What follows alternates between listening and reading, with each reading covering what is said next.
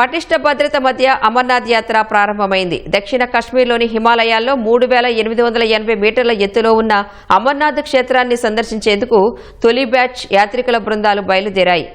ప్రాంగణమంతా అర్హర మహాదేవ్ బంబం బోలే నినాదాలతో మారుమోగింది. బాల్టాల్, నువాన్ బేస్ క్యాంపుల నుంచి తొలి బ్యాచ్ బయలుదేరినట్లు అధికారులు వెల్లడించారు.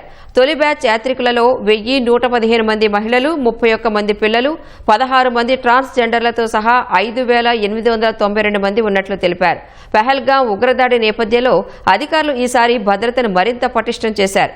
అనంతనాగ్ జిల్లాలో సంప్రదాయ 48 కిలోమీటర్ల నున్వాన్, పహల్గాం, గాందర్బల్ జిల్లాలోని 14 కిలోమీటర్ల బాల్టాల్ మార్గాల నుంచి యాత్రికులు అమర్నాథ్ క్షేత్రానికి చేరుకోనున్నారు.